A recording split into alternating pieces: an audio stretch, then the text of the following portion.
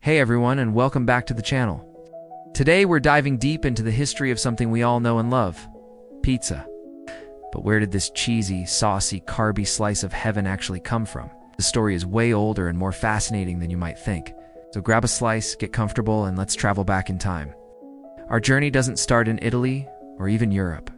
It begins in the ancient world. For thousands of years, cultures across the globe have been making flatbreads. The ancient Greeks had a flatbread called plakis, which they topped with herbs, onions, and garlic. Persian soldiers, way back in the 6th century BC, would bake flatbreads on their shields and top them with cheese and dates. These weren't pizza as we know it, of course, but they were the foundational concept, a flat, baked bread used as a plate for other ingredients. Think of them as the great-grandparents of our modern pizza. The Romans had their own version, called panis focaccius, which eventually evolved into what we now call focaccia. It was a simple, oven-baked flatbread, often enjoyed with olive oil and herbs. These early flatbreads were a staple food for many, a cheap and easy way to get a filling meal. But a key ingredient was still missing, an ingredient that would change everything. That ingredient, of course, is the tomato. And for the tomato to join the party, we need to jump forward to the 16th century. Tomatoes were brought to Europe from the Americas by Spanish explorers. But here's a fun fact. For a long time, Europeans were suspicious of tomatoes. They were part of the nightshade family, and many wealthy people believed they were poisonous. Why? Because they ate off pewter plates, which had a high lead content. The acidity of the tomatoes would leach the lead from the plates, causing lead poisoning. So, for about 200 years, tomatoes were mostly grown as ornamental plants in Europe. It was the poorer classes, particularly in Naples, Italy, who couldn't afford fancy pewter plates and ate off wooden ones, who started to incorporate tomatoes into their diet. They discovered that this supposedly dangerous fruit was not only safe, but also delicious. And this brings us to Naples in the 18th and 19th centuries. Naples was a bustling, crowded port city with a large population of working-class people, le Deserone, who needed cheap, quick food. This is where the modern pizza truly begins to take shape. Street vendors would sell simple flatbreads topped with ingredients like garlic, lard, salt, and basil. Sometimes they'd add caciocavallo, a cheese made from horse's milk or tiny fish. These were the very first Neapolitan pizzas, sold by the slice to workers on the go. They were practical, affordable, and tasty. The first true pizzeria, Antica Pizzeria Portalba, opened its doors in Naples in 1738, initially as a stand for street vendors, and it's still in business today. It wasn't until 1830 that it became a proper pizzeria restaurant with tables and chairs. The food was gaining popularity, but it was still largely considered a local Neapolitan dish, a food for the poor. So how did pizza go from being a humble street food to a dish fit for royalty? That's where the legend comes in. The year is 1889. The King and Queen of Italy, Umberto I, and Queen Margherita of Savoy, are visiting Naples. The story goes that the Queen had grown tired of the fancy French cuisine. She was always served and wanted to try something local.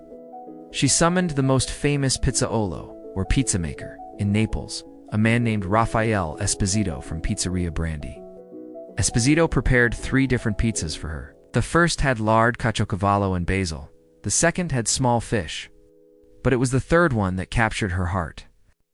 It was topped with simple ingredients and the colors of the new Italian flag: red from tomatoes, white from mozzarella cheese, and green from basil. The Queen absolutely loved it. In her honor, Raffaele Esposito named this creation the Pizza Margherita. This royal endorsement was a game changer. It elevated pizza from a peasant's meal to a national dish, giving it legitimacy and prestige. Suddenly, pizza was something all of Italy could be proud of. But the story doesn't end in Italy. How did pizza conquer the world? For that, we have to thank Italian immigrants. In the late 19th and early 20th centuries, millions of Italians, many from the South, immigrated to the United States, bringing their culinary traditions with them. They settled in cities like New York, Chicago, and Philadelphia, and they started opening bakeries and small restaurants.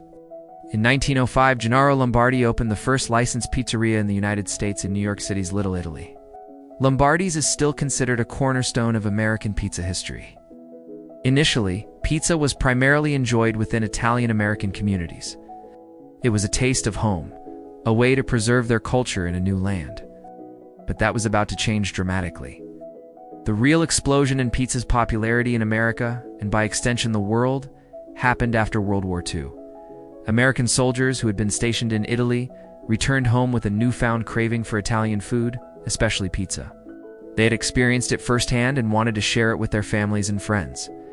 This created a huge new market. Entrepreneurs saw the opportunity, and pizzerias started popping up all over the country, not just in Italian neighborhoods. The post-war economic boom, the rise of car culture, and the growth of suburbs all contributed to pizza's success.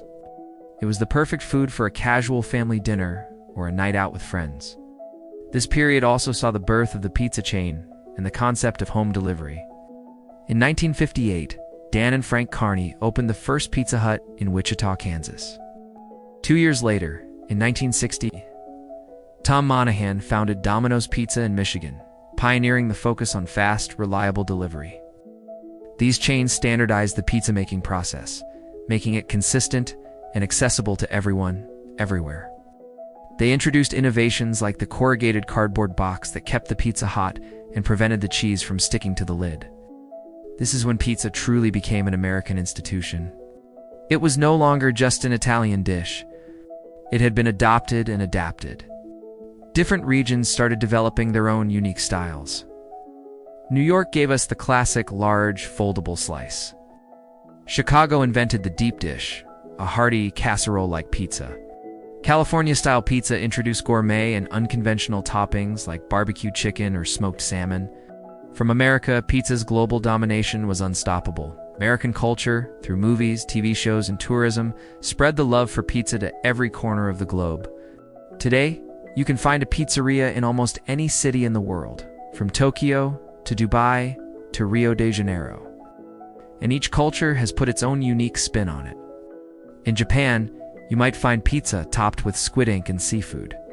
In Brazil, green peas are a common topping. In India, you can get a paneer tikka pizza. This incredible adaptability is one of the keys to pizza's success. It's a blank canvas that can be tailored to any taste or culinary tradition. It's a universal comfort food that brings people together no matter where they're from. So, from a simple flatbread eaten by ancient soldiers to a royal delicacy in Naples. And from an immigrant's comfort food to a global fast food phenomenon, the history of pizza is a story of migration, innovation, and cultural exchange. It's a perfect example of how food can evolve and travel, connecting us all. The next time you order a pizza, take a moment to appreciate the incredible journey it took to get to your plate. It's more than just dough, sauce, and cheese. It's a slice of world history. What's your favorite style of pizza or your go-to topping? Let me know down in the comments. I'd love to hear from you. Thanks so much for watching today. If you enjoyed this deep dive into pizza history, don't forget to hit that like button, subscribe to the channel, and ring the bell so you don't miss our next video. We'll see you in the next one.